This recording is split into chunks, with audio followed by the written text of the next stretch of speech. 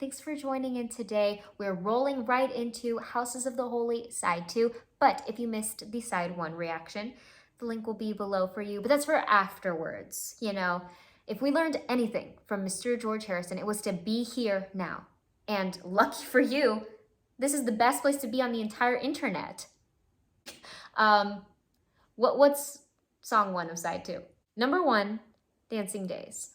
Right from the jump, that intro was infused with some harsh, severe distortion. It felt very fuzzy. It felt very out of a blown out speaker, out of an inoperable system. In the best, most rock and roll concert live action way. And then we had that switch up just in the nick of time so that the vocal can come in and it kind of eased its way. But it felt like they traded in the distortion for some dissonance. We had some movement that felt chromatic, like we had some half step in there. Just the movement of the chords was very clashing. But then as I chilled out a little bit and I let myself sink into the music, I was hooking onto the melody, which had a little bit more of a zesty, groovy, bluesy thing going on. And so pairing those two worlds together, right? With the instrumentation, we have the rock. Oh, no, not you, the rock and roll. And with the vocals and the vocal melody, we have some rocky blues. So we have a little bit of bluesy rock and rocky blues working hand in hand for us.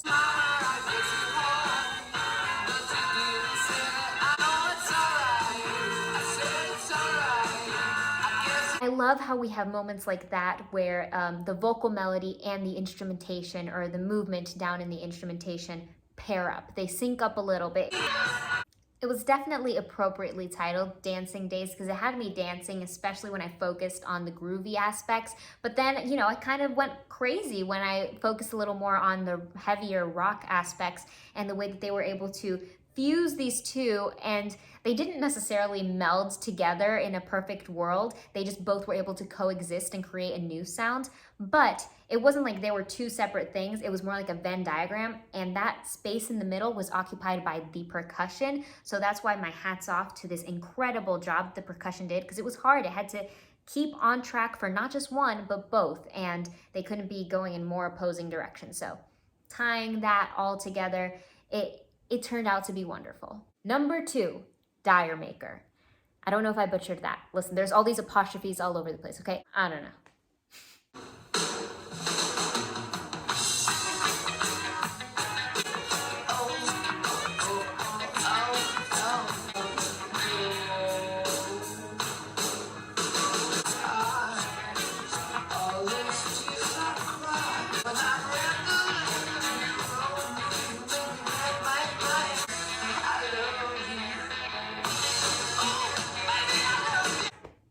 Wow, so much rhythm and syncopation, such a different pacing on this one. I'm surprised, I am fascinated, I am elated. I wasn't expecting to have a reggae moment. It feels like a lot of Jamaican influence is falling over this song. It's just so good, so out of left field. And it made me realize that you never really truly appreciate a major moment until a minor moment comes along. And isn't that true of life?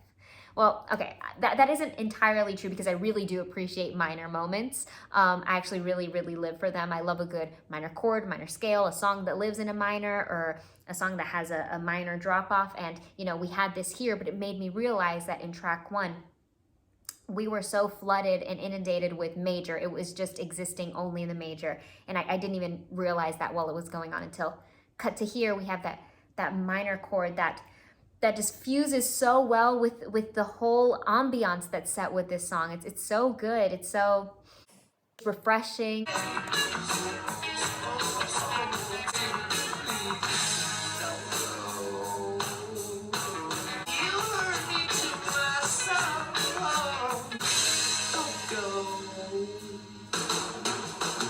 I love that moment of alleviation. It's like this big suspense build. It's like everything's being held up, and then we're trickled back into the song by a leading percussion. Vocally, I love that vocal fry that's being incorporated in. I feel like with this genre, it's being showcased in a whole new light. Like, you can take this exact same vocal and put it on just a song that's just pure hard rock and roll, and it will just sound so different.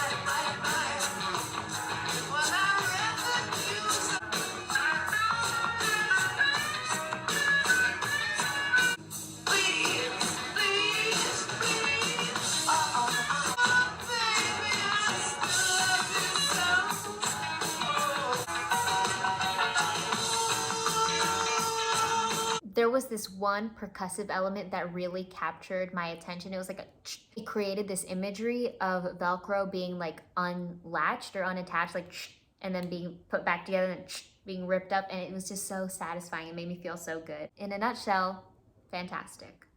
Number 3, and second to last, no quarter.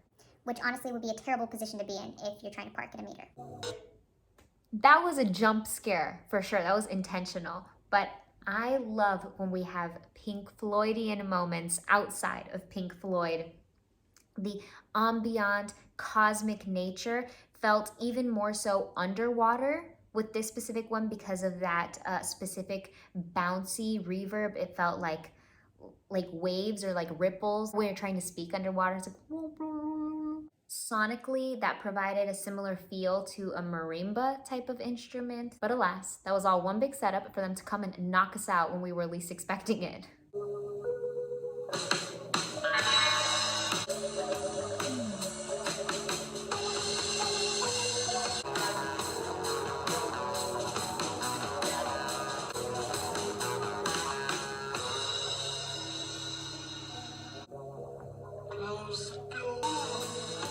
I promise you, I forgot we were listening to Led Zeppelin for this entire time. I thought that was Pink Floyd for sure. I mean, what an excellent, fascinating execution. I feel like I'm playing chess with Led Zeppelin and I'm losing, yet I'm still delighted and charmed. Every time I think that they're gonna go one way, they fake me out and they go another way. And it's just blowing my mind every time, and it's always a stellar choice. It's always even better than what my ear would have leaned on, what I would have been like, oh, this is what happens next logically. But no, they're not using logic. They're using creativity and following sparks, and it's just creating fireworks everywhere. I can't find a center for these notes or these chords. It doesn't sound very dissonant, I'll be fair. Doesn't sound very major either. It sounds kind of like somewhere in nowhere land, and that filter that was placed over the voice, so cool. It furthered that narrative of being underwater, because it felt like maybe like one of those walkie-talkies, or not a walkie-talkie, but like an apparatus that you use to communicate if you're like a scuba diver. Or I don't know how these things work. I don't go underwater.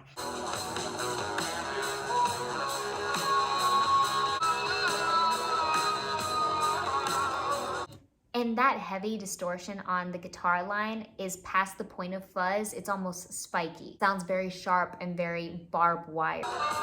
What a journey. I definitely lost myself in the music with this one. I think what helped them do that too was the incorporation of the keyboards. They used this very transcendent motion that connected us back with that Pink Floyd feeling, that cosmic, celestial, otherworldly, surreal feeling.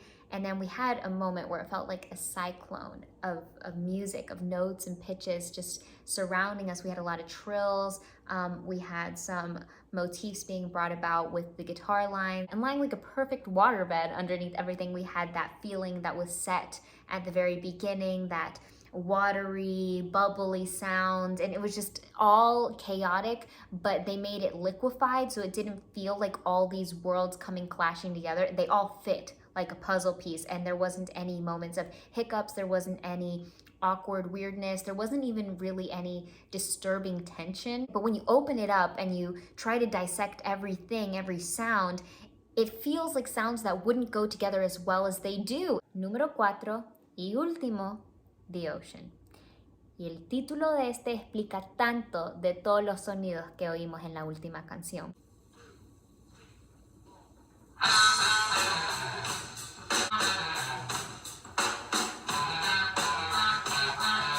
Checkmate, Led Zeppelin, because in no quarter, you made it sound like we were drowning in an endless abyss.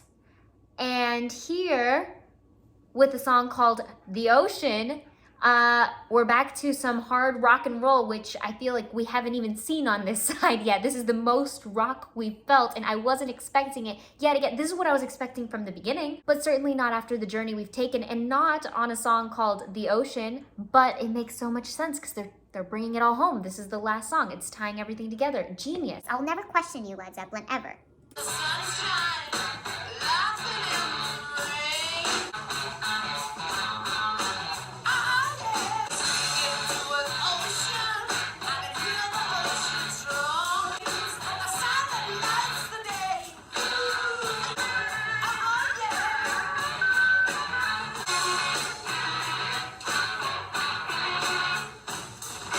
So far, so much brightness, so much major ringing through, no sight or sound of anything but major.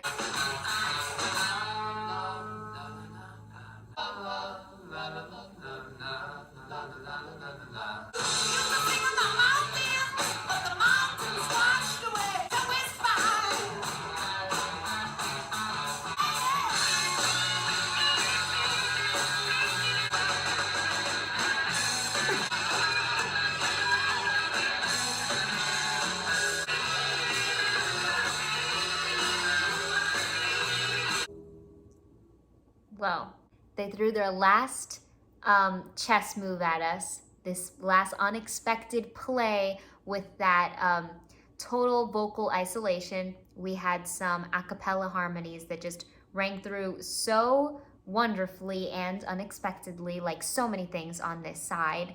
And then I love the way that they abandoned the status quo in terms of the rhythm and the timing at the end. The tempo was just kind of all over the place, and it created this circus and this party that I found so enjoyable and life-altering, really. And I loved it. What a way to tie everything together, bring it home, ring through the true Led Zeppelin way. And I guess Dorothy was right when she said that there's no place like home. We got to see Led Zeppelin in so many different flavors and textures and colors and feelings, but then, you know, they brought us back to what we know they shine in. A powerful ending, they stuck the landing, and I couldn't be happier right now. So some of you may know, we do have a list of albums that we're getting through, and it's been in development for 2 years now, but I think we got a little bit more strict with things and tied things together around last year and how things are going to come out. And as chaotic as things may seem, this is all kind of planned out from before, with the occasional new song, new video, new album that's being released that I like to throw in there just to keep up to date with some modern things.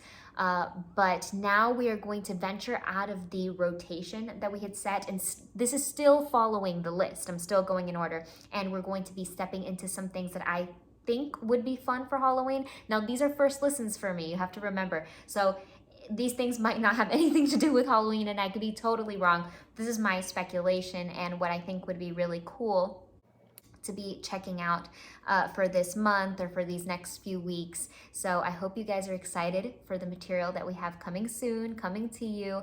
I'm very excited, and thank you so much for accompanying me on this journey. Of course, it's delightful, exhilarating, thrilling with all these insane songs, these wonderful musicians, and just all these little shocking things that they do here and there, these moments that they blow us away. I'm so glad that I get to experience that with you, because there's nothing like sharing happiness. With that being said, I want to give the warmest possible thanks and all of my love to our Super Thanks heroes.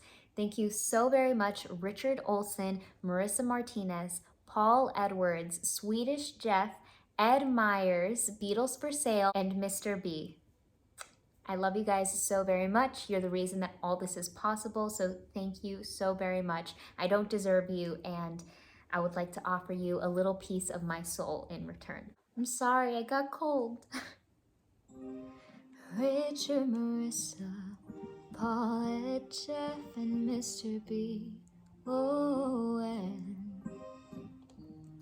Beatles for sale, even a rose is pale in comparison.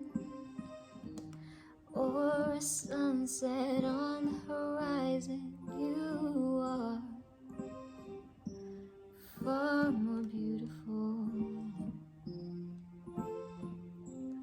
Thank you for everything you do and who you are. You're more shiny than a star.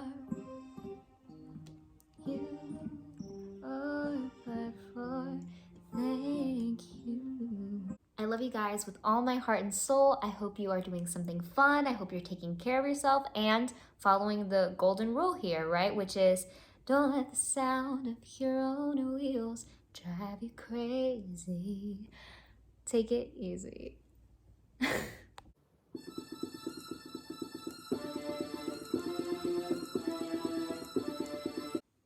Oh, wow. Oh, okay. Hi, Ross. That's my Jennifer Aniston, if you couldn't tell, which I'm not claiming that it's very good, but I do like doing it.